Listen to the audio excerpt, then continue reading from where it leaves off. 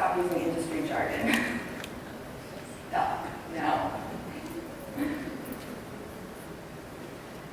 And be relevant. Obviously, we have to be relevant. But what does it mean to be relevant? So I'm going to give you 5 ideas right now. 5 ideas to get you started for sharing stories about your business.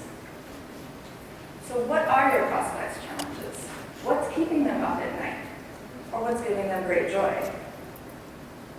Airbnb. Their customers are looking for a place to stay in whatever city.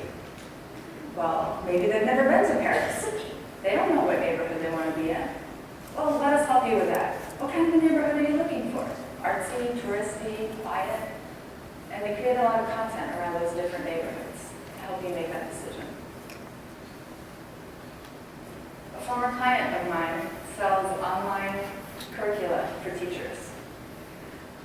But no one's searching for this because they don't even know this exists.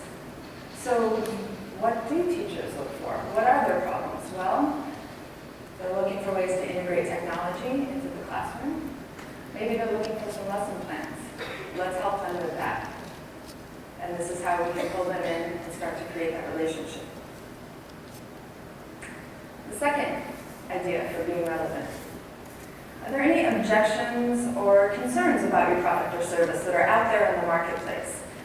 Don't be afraid to address the tough topics, because if it's out there and people know about it, you can bet that they're doing research on it. So why not be in control of that conversation? Maybe that's not a great choice of words, but have your opportunity to share your side of the conversation. Febreze house cleaning products had an issue. There was a rumor circulating that their products were toxic for pets. So now they've created a section on their website, because it's not true. They took care of that. But now they have a section on their website, content created all around keeping your house safe for pets.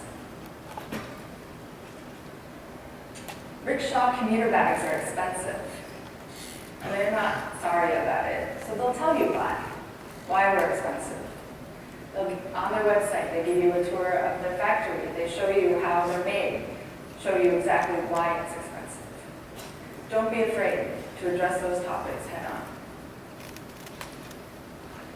We all want to know how much things cost, right? And yet that's one of the things that a lot of us bury if we include it at all. And I know that sometimes how much it costs depends.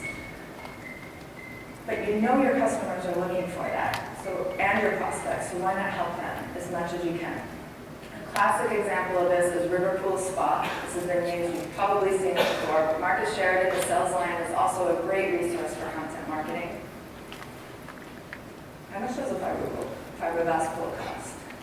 This is his #1 entry page for his website, because people are looking for this. They're Googling this question. And he can't just tell you, oh, it's $23,000, right? Well, it depends, and here's what it depends on.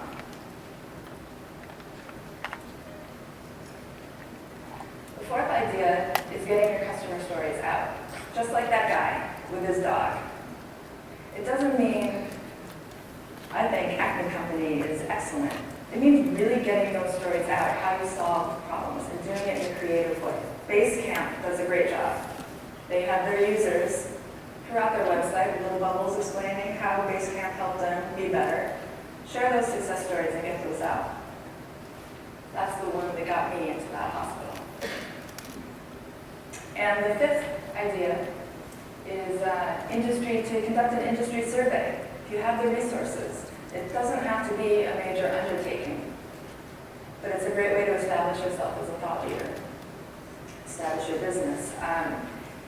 Edelman is a global PR agency, and they do the annual trust barometer. I've had a client, a smaller staffing agency, and we interviewed their HR directors and did a quarterly hiring outlook study. This is the kind of thing where you can create a white paper from the findings, you can share it with your database, you can create content based on it, you can have a white paper downloaded on your website and share it with media and get media attention. It's going to do all of those things that those search engines are looking for.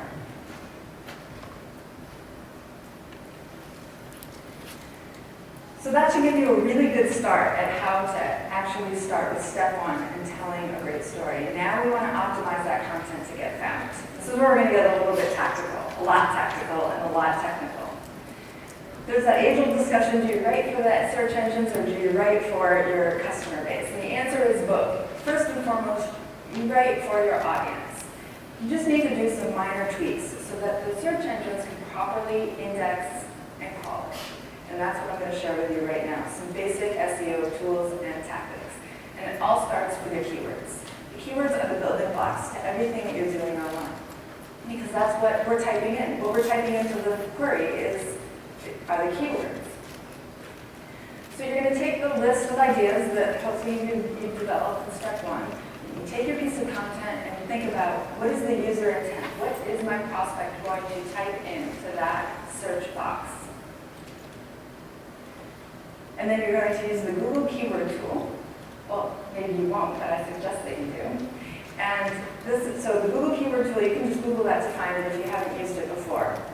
And what it's going to do is tell you, for that key phrase that you want this content to be ranked for, if the competition for it is low, medium, or high, and how many monthly searches there are for that key phrase.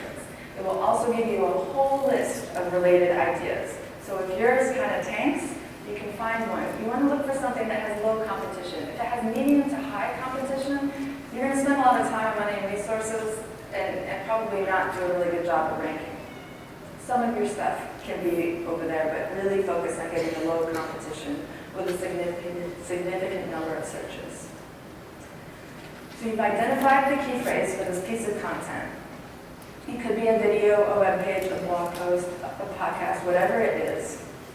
And you're going to use that key phrase in the title, the URL, and the description. You can do this in your WordPress or whatever platform you're using. You should have the control to do that. If you're not doing it yourself, your team should be aware of this.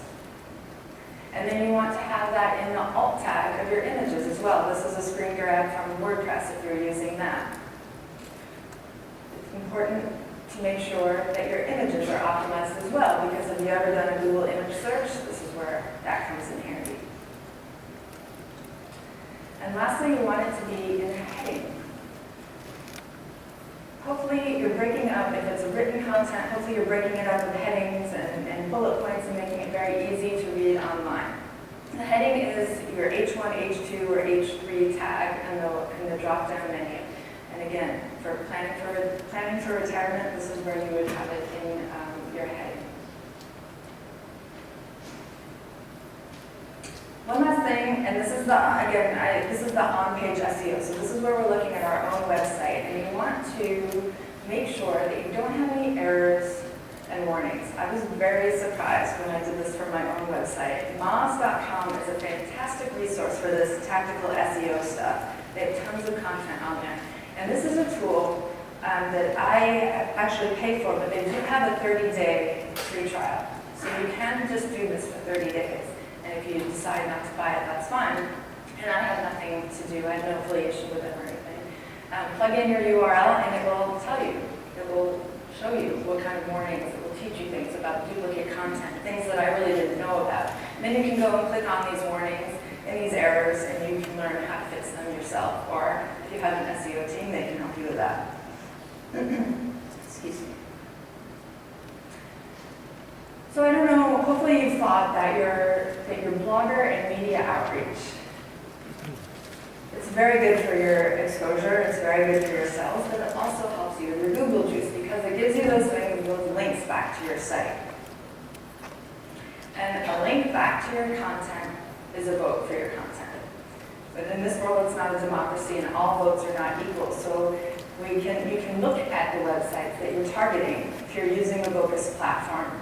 And you've targeted your media, and you want to know if something is going to be a popular, if it's a very good website. Sometimes we don't know if blogs are really worth our while or not. And you can enter it into Open Site Explorer, and that's also a Moz.com tool. And that will tell you what the domain rank is. The higher domain rank, the better the vote coming back to you. Now you can also do guest blogging and bylined articles as part of this SEO. And I'm going to share with you a couple of tips and tactics for all of this, for the media outreach,